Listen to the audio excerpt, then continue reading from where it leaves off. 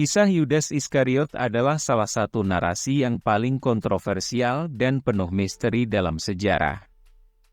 Sosok yang dikenal sebagai murid Yesus, namun diingat sepanjang masa sebagai pengkhianat terbesar. Nama Yudas sendiri telah menjadi sinonim bagi pengkhianatan dan dosa, namun di balik stigma tersebut, terdapat lapisan-lapisan pertanyaan yang lebih dalam, apakah Yudas sekadar pengkhianat serakah? Atau mungkin, ada peran yang lebih kompleks yang dia mainkan dalam takdir ilahi yang telah ditetapkan.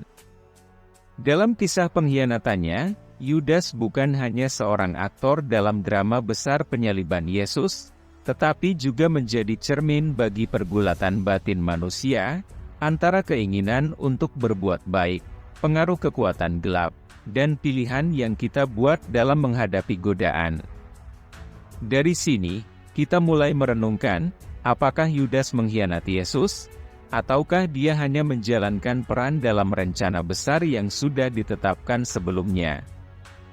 Melalui pembahasan ini, kita akan mencoba menggali lebih dalam mengenai siapa sebenarnya Yudas Iskariot, mengapa dia mengambil keputusan yang menjadi titik balik dalam sejarah umat manusia, dan apa yang bisa kita pelajari dari kisah tragis ini. Mungkin, di akhir perjalanan ini, kita akan menemukan bahwa kisah Yudas lebih dari sekadar pengkhianatan. Yudas Iskariot adalah salah satu dari 12 murid, yang dipilih secara pribadi oleh Yesus Kristus, untuk mendampinginya dalam perjalanan pelayanannya di dunia. Bersama dengan para rasul lainnya, Yudas menyaksikan banyak mukjizat yang dilakukan oleh Yesus, termasuk penyembuhan orang sakit, pengusiran roh jahat, hingga kebangkitan orang mati. Ia turut serta dalam penyebaran ajaran Yesus, dan terlibat dalam berbagai aktivitas misionaris bersama kelompok murid lainnya. Yudas dikenal sebagai bendahara kelompok, orang yang bertanggung jawab memegang uang kas, yang digunakan untuk kebutuhan kelompok murid dan pelayanan mereka. Kepercayaan ini menunjukkan bahwa pada awalnya, ia adalah orang yang dipercaya oleh Yesus dan murid-murid lainnya. Dalam kesehariannya bersama Yesus, Yudas mungkin tampak seperti murid lainnya, terlibat, berkomitmen, dan setia. Namun, identitasnya sebagai salah satu murid yang terdekat dengan Yesus, justru menjadi titik awal dari sebuah pengkhianatan yang akan mengubah jalannya sejarah umat manusia. Peran Yudas sebagai pengkhianat menjadikannya salah satu tokoh paling tragis dalam Alkitab. Tindakannya membawa dampak besar bagi keseluruhan narasi Injil, dan membentuk inti dari banyak refleksi teologis mengenai dosa, penyesalan, dan takdir. Meskipun Yudas seringkali diingat hanya sebagai pengkhianat, perannya lebih kompleks dari sekadar penjahat dalam drama penyaliban Yesus. Ia adalah bagian dari narasi besar, yang meski kelam, tetap memegang tempat penting dalam kisah keselamatan umat manusia menurut dogma Kristen. Nama Yudas berasal dari bahasa Ibrani, Yehuda, yang memiliki arti, pujian, atau orang yang dipuji. Nama ini sangat umum di kalangan orang Yahudi pada zaman tersebut, karena berasal dari nama Yehuda, salah satu dari 12 anak Yakub, yang juga merupakan nama salah satu suku Israel yang terkemuka. Arti pujian dari nama ini mengandung makna yang kuat, merujuk pada pengharapan dan penghormatan, yang biasanya diberikan kepada seorang anak yang diberi nama ini. Namun, ironisnya, setelah tindakan pengkhianatan Yudas Iskariot terhadap Yesus, nama ini menjadi sinonim dengan pengkhianatan dan dosa dalam tradisi Kristen. Meskipun Yudas Iskariot dikenal sebagai pengkhianat, penting untuk diingat bahwa nama Yudas pada mulanya membawa konotasi positif dan penuh makna spiritual, mencerminkan pujian kepada Tuhan. Hal ini menyoroti kontradiksi antara makna nama Yudas dan tindakan yang kemudian membuat namanya terkenal dengan cara yang negatif di seluruh dunia. Julukan Iskariot seringkali dikaitkan dengan asal-usul geografis Yudas. Banyak ahli Alkitab percaya bahwa Iskariot berasal dari kata Iskariot, yang berarti orang dari Keriot. Keriot adalah sebuah kota yang disebutkan dalam kitab Yosua sebagai bagian dari wilayah suku Yehuda yang terletak di wilayah selatan Yudea. Jika interpretasi ini benar, maka Yudas adalah satu-satunya murid Yesus yang berasal dari Yudea, sementara murid-murid lainnya berasal dari Galilea di utara.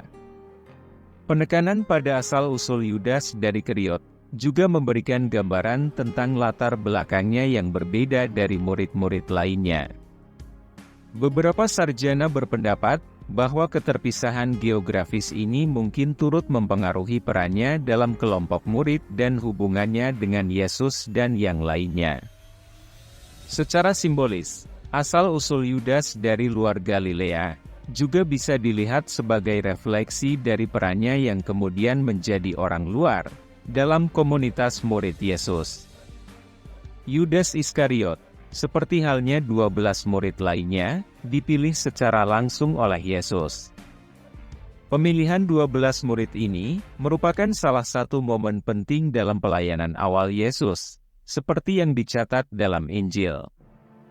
Yesus memanggil mereka dari berbagai latar belakang untuk menjadi pengikut terdekatnya, yang bertugas untuk mendampinginya dalam menyebarkan pesan kerajaan Allah, menyembuhkan orang sakit, dan mengusir roh jahat. Pemilihan Yudas sebagai murid mungkin tampak mengejutkan bagi pembaca modern, mengingat pengkhianatannya di kemudian hari. Tetapi dari perspektif Injil, tindakan Yesus adalah bagian dari rencana ilahi yang sudah ditentukan. Yesus, yang diyakini oleh umat Kristen memiliki pengetahuan tentang masa depan, kemungkinan sudah mengetahui peran Yudas dalam pengkhianatan yang akan datang. Namun, ia tetap memilih Yudas, mungkin untuk menunjukkan bahwa rencana keselamatan yang lebih besar akan tetap berjalan, bahkan melalui tindakan yang tampak buruk atau berkhianat. Tidak banyak yang diketahui tentang bagaimana Yudas bergabung dengan kelompok murid Yesus sebelum dipilih. Beberapa sarjana Alkitab berpendapat bahwa, seperti murid lainnya, Yudas mungkin tertarik pada ajaran Yesus karena daya tarik spiritual yang kuat, harapan akan pembebasan politik dari penjajahan Romawi, atau karena reputasi Yesus sebagai seorang nabi besar.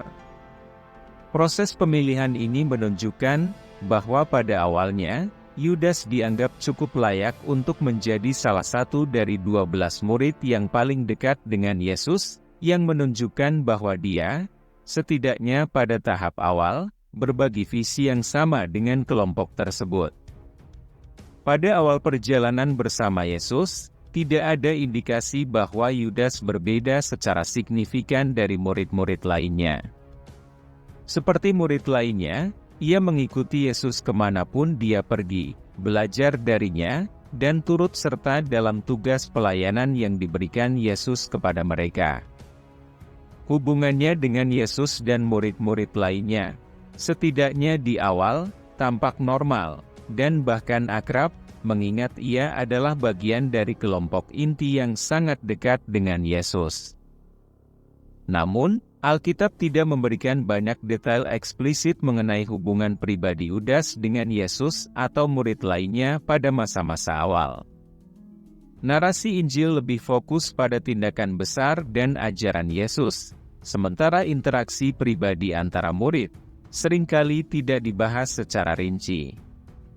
Ini meninggalkan ruang bagi interpretasi dan spekulasi mengenai bagaimana dinamika antara Yudas dan yang lainnya berkembang seiring berjalannya waktu.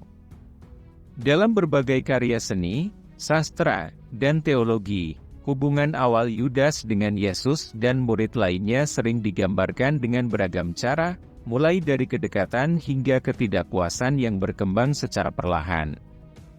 Beberapa interpretasi menggambarkan Yudas sebagai murid yang awalnya setia, tetapi semakin lama merasa kecewa, karena Yesus tidak memenuhi harapannya akan seorang Mesias politik, yang akan membebaskan Israel dari penjajahan Romawi. Interpretasi lain menekankan pada sisi spiritual, di mana Yudas dianggap jatuh ke dalam godaan duniawi yang menjauhkan dirinya dari tujuan rohani yang lebih tinggi. Salah satu peran spesifik yang diberikan kepada Yudas dalam kelompok murid adalah sebagai bendahara. Ia bertanggung jawab memegang kas kelompok yang digunakan untuk kebutuhan sehari-hari para murid, amal, dan kegiatan pelayanan lainnya. Dalam Injil Yohanes, Yudas disebut sebagai orang yang mengurus uang, menunjukkan bahwa dia memegang posisi yang cukup penting dan dipercaya dalam kelompok. Posisi sebagai bendahara ini menandakan bahwa Yudas memiliki kemampuan dalam hal pengelolaan keuangan dan dipercaya oleh Yesus serta murid-murid lainnya untuk mengelola uang yang dikumpulkan. Ini juga berarti bahwa Yudas terlibat dalam kegiatan praktis pelayanan Yesus, seperti memberikan bantuan kepada orang miskin dan mendanai perjalanan mereka. Namun, narasi Injil Yohanes juga menyebutkan bahwa Yudas, dalam menjalankan tugasnya sebagai bendahara, kadang-kadang mencuri dari kas kelompok. Namun ini bisa saja hanya kesalahpahaman Yohanes yang membenci Yudas setelah berkhianat. Meskipun informasi ini memberikan gambaran tentang kelemahan moral Yudas, hal itu tidak mengurangi fakta bahwa dia tetap memegang posisi penting dalam kelompok murid. Peran ini juga menggarisbawahi dualitas karakter Yudas. Di satu sisi, dia dipercaya dengan tanggung jawab besar, tetapi di sisi lain, dia mulai terjerumus dalam tindakan yang tidak jujur. Sebagai salah satu dari 12 murid Yesus, Yudas memegang status tinggi dalam komunitas pengikut Yesus. Dalam tradisi Yahudi kuno, angka 12 memiliki simbolisme yang mendalam, merujuk pada 12 suku Israel, sehingga para murid Yesus dianggap mewakili awal yang baru bagi Israel. Dipilih sebagai salah satu dari 12 murid, berarti Yudas diberi tempat terhormat dalam kelompok yang paling dekat dengan Yesus. Kepercayaan yang diberikan kepada Yudas, terutama dalam hal mengurus uang, menunjukkan bahwa pada awalnya dia dianggap sebagai orang yang dapat diandalkan. Sebagai bendahara, dia bertanggung jawab atas sumber daya kelompok, dan ini mengindikasikan bahwa murid-murid lainnya serta Yesus sendiri mempercayainya dalam hal-hal penting. Yudas juga terlibat dalam misi pelayanan yang sama dengan murid lainnya, yang melibatkan penyebaran ajaran Yesus dan penyembuhan orang sakit. Namun, kepercayaan ini akhirnya dikhianati ketika Yudas memutuskan untuk mengkhianati Yesus. Tindakan ini tidak hanya menghancurkan kepercayaan yang diberikan kepadanya, tetapi juga membuatnya dikenang sepanjang masa sebagai contoh utama pengkhianatan. Kejatuhan Yudas dari posisi kepercayaan tinggi menjadi salah satu elemen tragis dalam kisah hidupnya, yang terus dipelajari dan direnungkan dalam sejarah agama dan teologi. Menurut Injil-Injil kanonik, keputusan Yudas Iskariot untuk mengkhianati Yesus dimulai dengan perjanjian dengan para imam kepala dan pemimpin agama Yahudi. Diceritakan bahwa Yudas, salah satu dari 12 murid Yesus, pergi kepada imam-imam kepala dan menawarkan untuk menyerahkan Yesus kepada mereka. Para imam kepala menyambut tawaran Yudas dengan antusiasme, dan mereka sepakat memberikan 30 keping perak sebagai imbalan. Perjanjian ini menunjukkan bahwa Yudas berperan aktif dalam rencana untuk menangkap Yesus, dan transaksi ini menjadi landasan untuk tindakan pengkhianatannya. Jumlah 30 keping perak merupakan harga yang disepakati untuk pengkhianatan Yudas. Angka ini dihubungkan dengan nilai yang sangat rendah dalam konteks ekonomi zaman itu, yang menambah dimensi negatif terhadap tindakan Yudas. Dalam konteks Alkitabiah, harga ini adalah jumlah yang relatif kecil, dan seringkali dipandang sebagai simbol dari betapa rendahnya motivasi Yudas dalam pengkhianatannya. Dalam Injil Matius, jumlah ini dianggap sebagai harga yang sangat kecil dibandingkan dengan nilai atau pentingnya Yesus. Motivasi di balik keputusan Yudas untuk mengkhianati Yesus telah menjadi subjek berbagai teori dan interpretasi. Salah satu penafsiran yang umum adalah bahwa Yudas didorong oleh keserakahan atau cinta uang.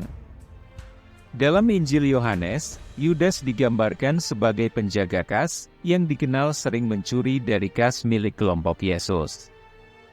Keserakahan ini mungkin menjadi faktor utama yang mempengaruhi keputusan Yudas untuk menerima uang dari imam-imam kepala. Ada teori yang menyatakan bahwa Yudas merasa kecewa dengan arah misi Yesus. Yudas mungkin telah mengharapkan Yesus untuk memimpin pemberontakan melawan kekuasaan Romawi dan memulihkan kerajaan Israel, tetapi ketika harapan ini tidak terwujud, Yudas mungkin merasa tersesat dan tertekan.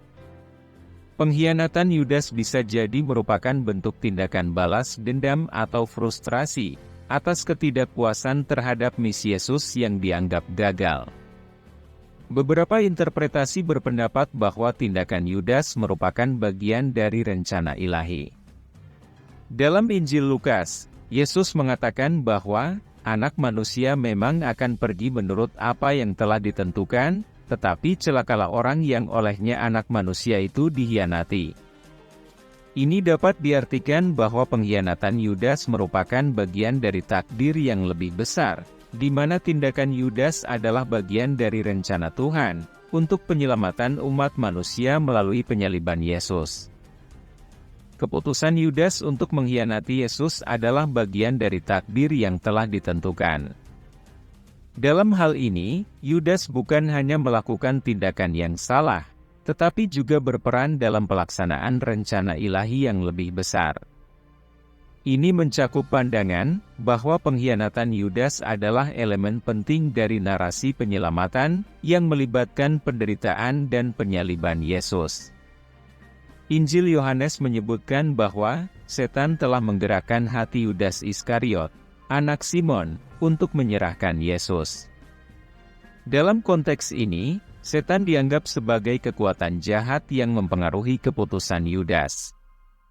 Penjelasan ini memberikan dimensi spiritual kepada tindakan Yudas, menyiratkan bahwa ada kekuatan jahat yang bekerja di balik pengkhianatan tersebut. Ini juga menunjukkan bahwa meskipun Yudas memiliki kebebasan untuk memilih, ada pengaruh eksternal yang turut menentukan tindakannya. Pengkhianatan Yudas mencapai puncaknya di Taman Getsemani. Menurut Injil, Yudas membawa sekelompok tentara dan pemimpin agama ke taman di mana Yesus sedang berdoa. Untuk menandai yang mana Yesus, Yudas menggunakan ciuman sebagai tanda. Yudas mendekati Yesus dan memberinya ciuman, yang menjadi sinyal bagi para penangkap untuk menangkap Yesus. Peristiwa ini terjadi pada malam sebelum penyaliban, dan ciuman ini tidak hanya menjadi simbol pengkhianatan, tetapi juga merupakan momen tragis yang menandai awal penderitaan Yesus. Ketika Yudas mencium Yesus, Yesus menanggapi dengan kalimat, "Hai sahabat, untuk itukah engkau datang?" Reaksi ini menunjukkan bahwa Yesus sudah mengetahui peran Yudas, dan menerima takdirnya dengan ketenangan yang penuh pengertian. Di sisi lain, murid-murid Yesus terkejut dan marah. Petrus, misalnya, menarik pedangnya dan memotong telinga salah satu hamba imam kepala. Reaksi ini menunjukkan kepanikan dan kekacauan di kalangan para murid, ketika menghadapi pengkhianatan Yudas dan penangkapan Yesus. Keputusan Yudas untuk mengkhianati Yesus merupakan tindakan yang kompleks dengan motivasi yang bervariasi, dari keserakahan hingga takdir ilahi. Narasi pengkhianatan ini tidak hanya menjadi titik fokus dalam cerita penyaliban, tetapi juga memberikan wawasan tentang dinamika spiritual dan manusiawi di balik peristiwa besar dalam sejarah keagamaan. Setelah Yesus ditangkap oleh para prajurit atas petunjuk dari Yudas di Taman Getsemani, Injil Matius memberikan penjelasan lebih lanjut tentang bagaimana perasaan Yudas setelah tindakan pengkhianatannya. Yudas merasa menyesal setelah menyadari dampak dari tindakannya. Penyesalan Yudas bukan sekadar rasa bersalah yang ringan, tetapi kesadaran mendalam akan akibat fatal dari pengkhianatannya, bahwa Yesus, orang yang tak bersalah, akan dihukum mati karena tindakannya. Penyesalan ini menunjukkan sisi manusiawi dari Yudas, yang mungkin terlupakan di tengah fokus pada pengkhianatannya. Setelah menyadari bahwa ia telah menyerahkan seorang yang tak bersalah untuk dibunuh, Yudas diliputi oleh perasaan bersalah yang begitu besar, hingga ia merasa tidak mampu menanggungnya. Kesadaran ini memberikan dimensi yang lebih kompleks pada karakter Yudas, di mana ia bukan hanya seorang pengkhianat tanpa hati nurani, tetapi juga seseorang yang merasa sangat bersalah atas kesalahannya. Sebagai tindakan yang mencerminkan penyesalannya, Yudas mencoba memperbaiki kesalahannya, dengan mengembalikan 30 keping perak yang ia terima sebagai imbalan untuk pengkhianatannya. Yudas kembali kepada para imam kepala sambil berkata, "Aku telah berdosa karena menyerahkan darah orang yang tidak bersalah." Ini adalah pengakuan langsung dari Yudas bahwa tindakannya adalah kesalahan besar, dan bahwa uang yang diterimanya sebagai imbalan tidak dapat menggantikan kesalahan tersebut. Namun, para imam kepala menolak bertanggung jawab atas nasib Yesus, dengan menjawab, "Apa urusan kami dengan itu? Itu urusanmu sendiri." Penolakan mereka untuk terlibat lebih lanjut dalam kesalahan Yudas, menunjukkan ketidakpedulian mereka terhadap nasib Yesus, dan hanya memperdalam krisis moral yang dialami oleh Yudas. Pada titik ini, Yudas merasa terjebak dalam keputusasaan, karena pengembalian uang tidak dapat menghapuskan rasa bersalah yang ia rasakan. Yudas kemudian melemparkan uang itu ke dalam bait Allah, sebelum pergi untuk mengakhiri hidupnya. Ini adalah tindakan putus asa terakhir, dari seseorang yang merasa bahwa kesalahannya tidak dapat diperbaiki, dan bahwa tidak ada jalan keluar dari rasa bersalah yang menghantuinya. Uang yang ia kembalikan, akhirnya digunakan oleh para imam untuk membeli tanah tukang periuk, sebagai tempat pemakaman bagi orang asing, karena mereka menganggap uang itu, uang darah, yang tidak layak digunakan untuk tujuan suci. Dalam Injil Matius, setelah mengembalikan 30 keping perak, Yudas dilanda rasa putus asa yang begitu besar, sehingga ia memilih untuk mengakhiri hidupnya dengan cara menggantung diri. Tindakan ini menyoroti intensitas penyesalan Yudas. Ia merasa bahwa tidak ada pengampunan atau jalan keluar dari rasa bersalah yang menjeratnya. Ini juga menunjukkan kesedihan mendalam dan keputusasaan yang muncul, setelah ia menyadari bahwa tindakannya memiliki konsekuensi yang tidak bisa ia ubah. Matius tidak memberikan detail lebih lanjut tentang kematian Yudas, namun implikasinya adalah bahwa Yudas mati dalam keadaan penuh penyesalan dan tidak ada jalan keluar dari kesalahannya. Berbeda dengan Injil Matius, Kisah Para Rasul memberikan versi yang berbeda tentang kematian Yudas. Dalam Kisah Para Rasul, Yudas digambarkan membeli sebidang tanah dengan uang hasil pengkhianatannya, meskipun Injil Matius mencatat bahwa imam-imam yang membeli tanah tersebut. Di tanah itu, Yudas jatuh tertelungkup, dan perutnya pecah sehingga semua isi perutnya terburai.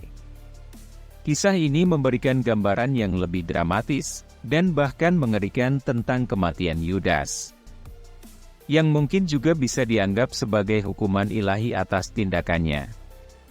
Tidak ada penjelasan eksplisit mengenai apakah tindakan ini disengaja atau tidak, tetapi implikasinya adalah bahwa Yudas mengalami kematian yang menyedihkan dan penuh penderitaan. Perbedaan antara kedua versi mengenai kematian Yudas ini telah menjadi topik diskusi dan spekulasi teologis selama berabad-abad. Ada beberapa penjelasan yang mungkin untuk menjembatani perbedaan antara narasi Matius dan kisah para rasul. Satu teori adalah bahwa kedua narasi ini bisa jadi menggambarkan kejadian yang sama dari sudut pandang yang berbeda. Beberapa sarjana berpendapat bahwa Yudas mungkin awalnya menggantung diri, kemudian tubuhnya terjatuh dan terburai setelah beberapa waktu, yang sejalan dengan kisah di kisah para rasul. Dalam konteks budaya dan geografis saat itu, kondisi tubuh yang tergantung di bawah terik matahari timur tengah, bisa menyebabkan tubuh membengkak dan akhirnya terjatuh, yang dapat menjelaskan deskripsi mengerikan dalam kisah para rasul. Penjelasan lain lebih berfokus pada perbedaan teologis dan tujuan narasi masing-masing kitab.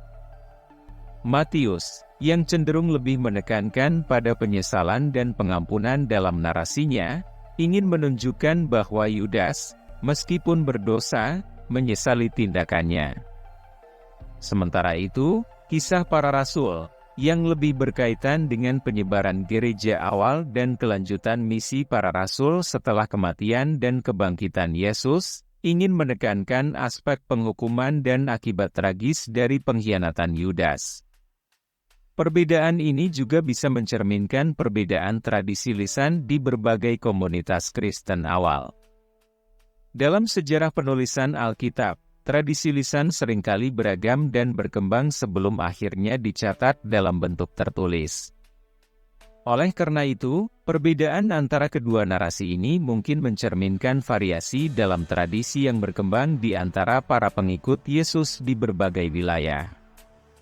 Bagaimanapun, kedua versi kematian Yudas ini memberikan gambaran yang suram tentang akhir hidup seorang tokoh yang pernah menjadi bagian dari kelompok inti Yesus, tetapi kemudian menjadi simbol pengkhianatan. Keduanya menekankan konsekuensi tragis dari tindakannya, baik dalam bentuk penyesalan mendalam maupun penghukuman yang mengerikan. Dalam sejarah teologi Kristen, pertanyaan tentang apakah Yudas adalah alat takdir ilahi, atau pelaku bebas kehendak, yang bertanggung jawab atas tindakannya, telah menjadi perdebatan teologis yang kompleks. Di satu sisi, Yudas dianggap sebagai bagian integral dari rencana keselamatan yang lebih besar, di mana pengkhianatannya memungkinkan penyaliban dan kebangkitan Yesus, yang pada gilirannya menjadi dasar dari keselamatan umat manusia. Pandangan ini menimbulkan dilema teologis yang mendalam, jika Yudas ditakdirkan untuk mengkhianati Yesus sebagai bagian dari rencana ilahi, apakah ia benar-benar memiliki kebebasan kehendak? Apakah Yudas bisa dianggap bertanggung jawab secara moral atas tindakannya, jika ia hanya menjalankan peran yang sudah ditentukan dalam rencana keselamatan? Beberapa teolog berpendapat bahwa Yudas, meskipun perannya diperlukan, tetap bertanggung jawab atas tindakannya, karena ia membuat pilihan secara sadar untuk mengkhianati Yesus. Di sisi lain, ada pandangan bahwa Yudas tidak sepenuhnya terjebak oleh takdir, tetapi membuat keputusan yang salah berdasarkan motivasi pribadinya, seperti keserakahan atau kekecewaan.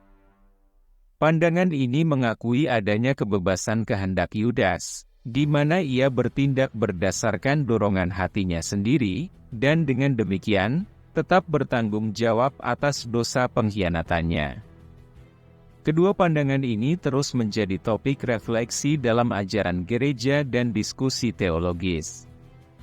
Pertanyaan tentang apakah Yudas Iskariot benar-benar sepenuhnya bersalah atas pengkhianatannya, atau hanya seorang pelaksana dari rencana ilahi, telah menjadi perdebatan teologis yang mendalam selama berabad-abad. Isu ini menyentuh berbagai topik penting dalam teologi Kristen, termasuk masalah kehendak bebas, takdir, dosa, dan anugerah ilahi. Ada pandangan yang menyatakan bahwa Yudas hanyalah alat dalam rencana besar keselamatan yang dirancang oleh Tuhan. Pendukung pandangan ini melihat bahwa pengkhianatan Yudas diperlukan untuk mewujudkan penyaliban Yesus. Dari perspektif ini, tindakan Yudas mungkin tampak sebagai bagian yang tak terhindarkan dari skenario keselamatan yang telah ditentukan sebelumnya.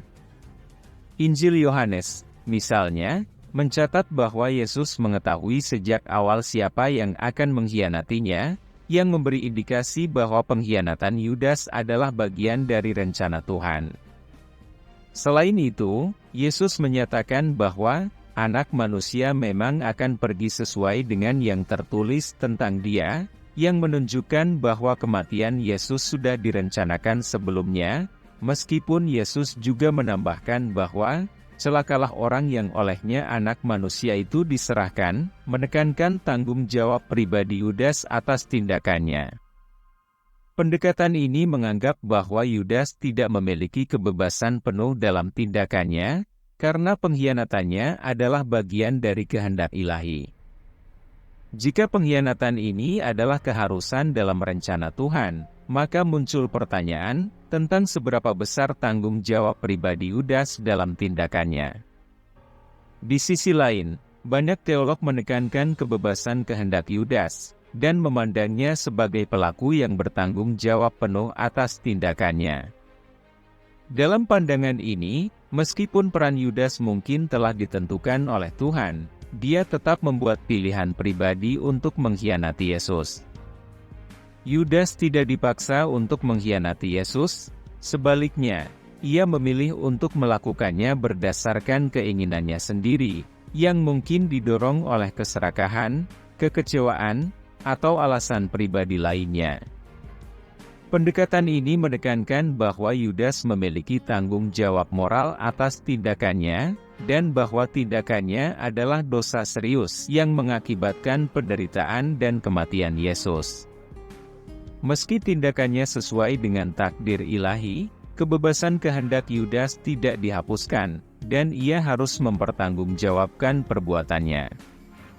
Pertanyaan tentang apakah Yudas bisa diampuni di akhirat adalah isu yang kontroversial dan kompleks dalam teologi Kristen.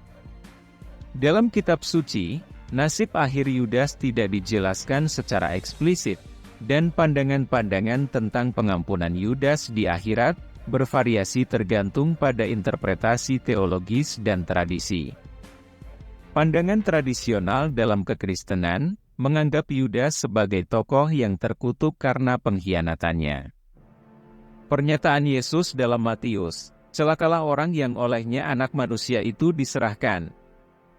Lebih baik baginya jika ia tidak dilahirkan," seringkali diinterpretasikan sebagai indikasi bahwa Yudas tidak akan diampuni dan akan mengalami hukuman kekal.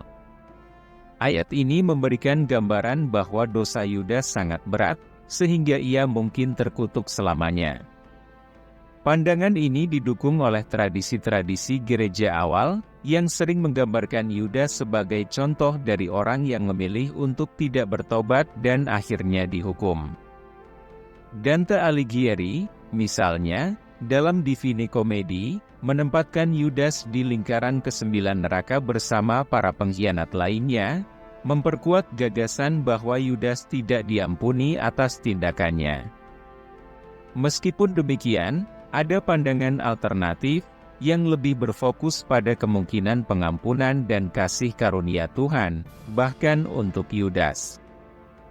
Beberapa teolog dan sarjana berpendapat bahwa tidak ada dosa yang terlalu besar untuk diampuni oleh Tuhan jika ada pertobatan yang tulus. Dari perspektif ini, penyesalan mendalam Yudas, yang ditunjukkan dengan pengembalian 30 keping perak, dan pengakuannya bahwa ia telah berdosa, bisa dianggap sebagai tanda pertobatan. Pendukung pandangan ini menyoroti bahwa kasih Tuhan tidak terbatas, dan bahwa bahkan dosa terbesar dapat diampuni jika seseorang benar-benar menyesal. Mereka menekankan bahwa Tuhan adalah Tuhan yang penuh kasih dan pengampunan, dan mungkin untuk Yudas bisa menerima pengampunan di akhirat, meskipun dosanya yang berat.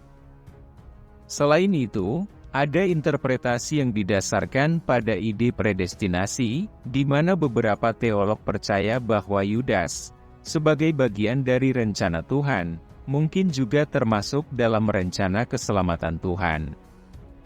Mereka berargumen bahwa jika Yudas adalah bagian tak terpisahkan dari penggenapan misi penyelamatan Kristus, Tuhan mungkin memiliki rencana untuk memberikan pengampunan kepada Yudas. Pada akhirnya, nasib akhir Yudas tetap menjadi misteri yang belum sepenuhnya terjawab dalam ajaran gereja, dan refleksi tentang karakternya terus memberikan wawasan mendalam tentang kompleksitas moral dan spiritual dalam narasi Alkitab. Yudas Iskariot telah menjadi subjek utama dalam berbagai karya seni, sastra, dan musik sepanjang sejarah. Dalam seni lukis, Yudas sering digambarkan dalam konteks pengkhianatan Yesus di Taman Getsemani. Salah satu penggambaran yang paling terkenal adalah The Last Supper, karya Leonardo da Vinci, di mana Yudas digambarkan sebagai murid yang duduk dengan raut wajah suram, menandakan pengkhianatan yang akan ia lakukan.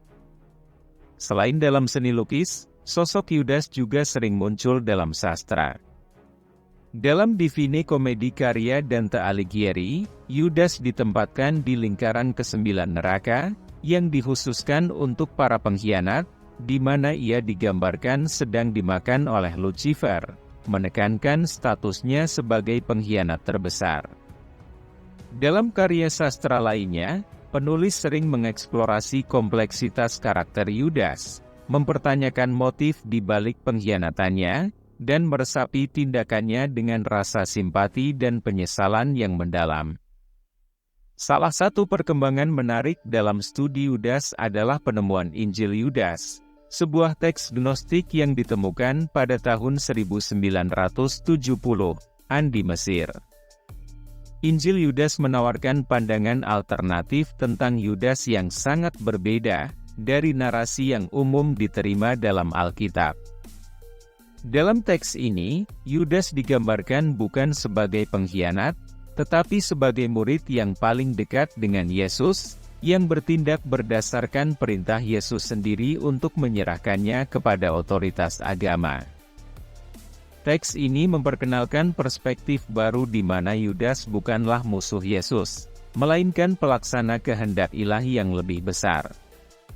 Dalam tradisi Gnostik, pengkhianatan Yudas dilihat sebagai tindakan yang diperlukan untuk membebaskan jiwa Yesus dari tubuhnya yang fana, memungkinkannya untuk kembali ke dunia rohani yang lebih tinggi.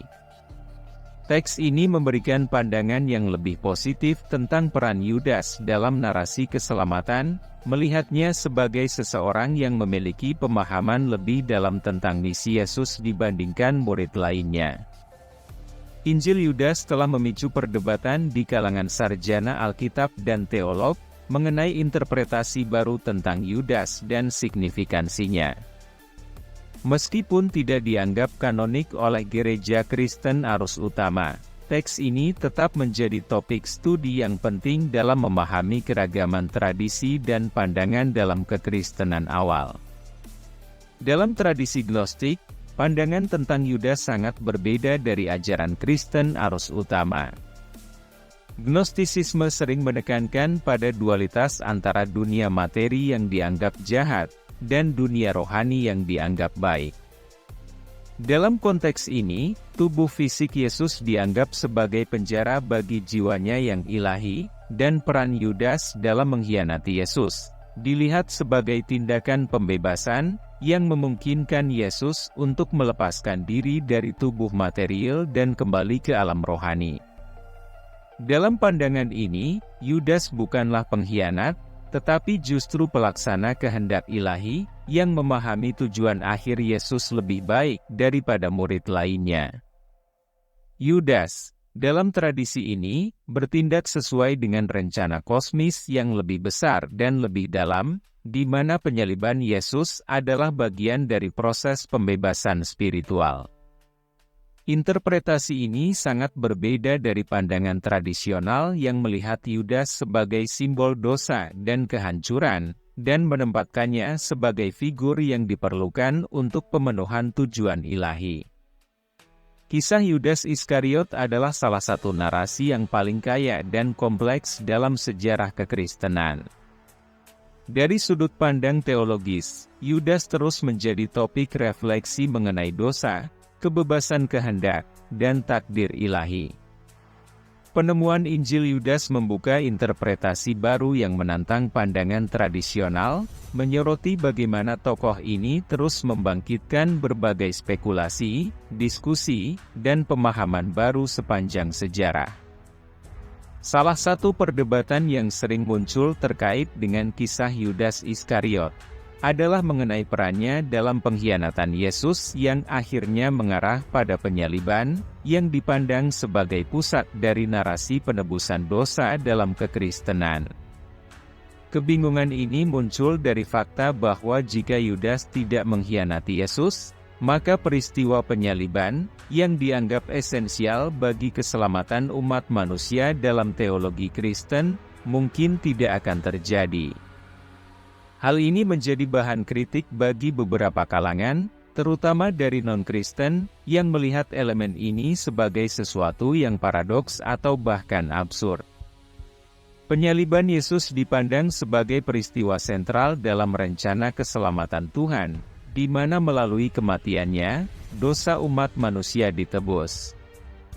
Yudas Iskariot, sebagai pengkhianat yang menyerahkan Yesus kepada otoritas Romawi, menjadi tokoh kunci yang memungkinkan peristiwa ini terjadi. Dalam konteks ini, peran Yudas tampak seperti alat takdir ilahi, di mana tindakannya, meskipun dianggap sebagai dosa besar, diperlukan untuk mencapai tujuan penebusan dosa umat manusia.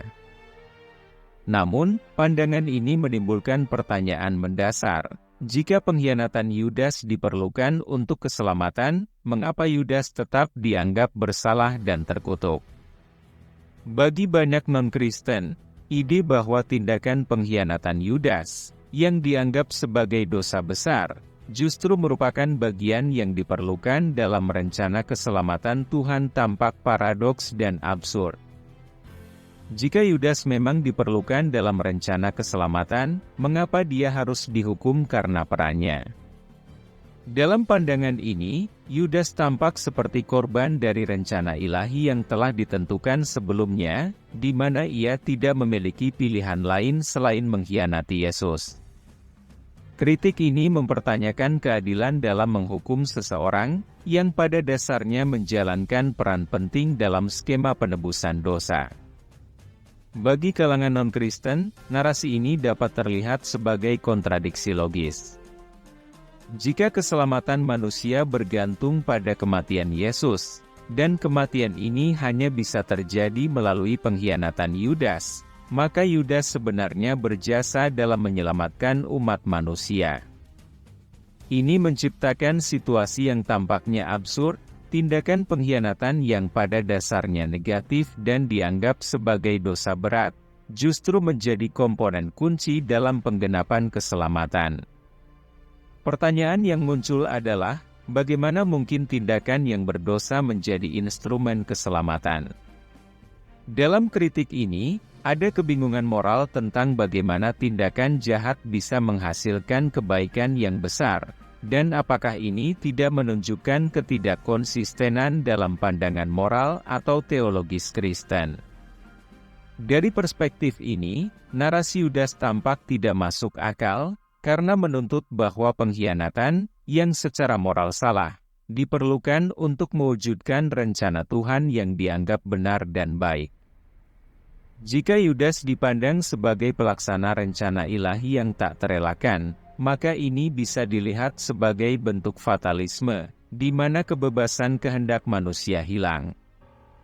Dalam pandangan ini, Yudas tidak lagi bertindak atas pilihannya sendiri, melainkan terjebak dalam peran yang telah ditentukan oleh Tuhan. Ini jika Yudas hanya menjalankan peran yang sudah ditentukan, bagaimana mungkin ia bisa dianggap bersalah? Bagi para kritikus, terutama dari kalangan non-Kristen, dogma tentang penebusan dosa dalam kekristenan dianggap sebagai konsep yang konyol, dengan dasar yang tampaknya dipaksakan, meskipun tidak masuk akal. Kritik ini berfokus pada gagasan bahwa keselamatan umat manusia bergantung pada kematian seorang individu yang dilakukan melalui tindakan pengkhianatan yang jahat, yaitu perbuatan Yudas Iskariot. Mereka menilai bahwa fondasi dari doktrin ini mengandung elemen-elemen yang bertentangan dengan logika moral dan keadilan yang umum dipahami. Salah satu kritik utama terhadap dogma penebusan dosa dalam kekristenan adalah gagasan bahwa dosa seluruh umat manusia bisa ditebus melalui kematian Yesus di kayu salib. Ini merupakan konsep yang tidak logis dan tidak adil. Mengapa dosa-dosa manusia yang dilakukan secara pribadi dan bertanggung jawab harus ditebus melalui penderitaan dan kematian satu orang yang tidak bersalah? Dalam logika moral konvensional, setiap orang seharusnya bertanggung jawab atas perbuatannya sendiri, bukan meletakkan beban kesalahan pada individu lain, apalagi seseorang yang tidak bersalah. Konsep ini dianggap konyol karena percaya bahwa pengorbanan darah seseorang bisa membatalkan semua tindakan dosa yang telah dilakukan oleh orang lain. Hal ini tampak tidak hanya tidak adil, tetapi juga tidak masuk akal dari sudut pandang moral. Mereka mempertanyakan bagaimana keadilan Tuhan bisa ditegakkan jika dosa manusia ditebus oleh pengorbanan satu orang, tanpa mengharuskan perubahan nyata dalam diri pelaku dosa itu sendiri. Kritik lain berfokus pada peran Yudas Iskariot dalam narasi penebusan dosa. Gagasan bahwa pengkhianatan Yudas adalah bagian dari rencana ilahi untuk menyelamatkan manusia menimbulkan kontradiksi. Jika pengkhianatan Yudas adalah hal yang penting untuk mewujudkan rencana penebusan, maka tindakannya seharusnya tidak dianggap sebagai dosa, melainkan dipuja, karena sebagai bagian yang diperlukan dari kehendak Tuhan. Namun, dalam dogma Kristen, Yudas tetap dianggap bersalah dan terkutuk atas perbuatannya. Kritikus menilai bahwa hal ini menunjukkan adanya paksaan dalam doktrin ini, di mana elemen-elemen yang saling bertentangan dijadikan satu, untuk menciptakan narasi penebusan. Di satu sisi, pengkhianatan Yudas diperlukan untuk menyelamatkan umat manusia, tetapi di sisi lain, Yudas tetap harus menanggung hukuman atas tindakan, padahal perbuatannya justru sangat penting. Bagi para kritikus, ini menunjukkan bahwa dogma Kristen tentang penebusan dosa dipaksakan pada narasi dasar yang tidak konsisten secara logis. Selain itu, dogma penebusan dosa sering dikaitkan dengan konsep bahwa keselamatan hanya dapat diperoleh melalui iman kepada Yesus Kristus. Kritikus menganggap ini sebagai bentuk eksklusivisme religius yang tidak adil, terutama bagi mereka yang tidak memiliki akses ke ajaran Kristen, atau yang menganut keyakinan lain. Dalam pandangan ini, menyatakan bahwa hanya mereka yang percaya pada kematian Yesus yang bisa diselamatkan, adalah sesuatu yang tidak masuk akal dan tidak adil dari sudut pandang moral global, di mana banyak orang mungkin hidup secara baik dan benar, tanpa pernah mendengar tentang kekristenan.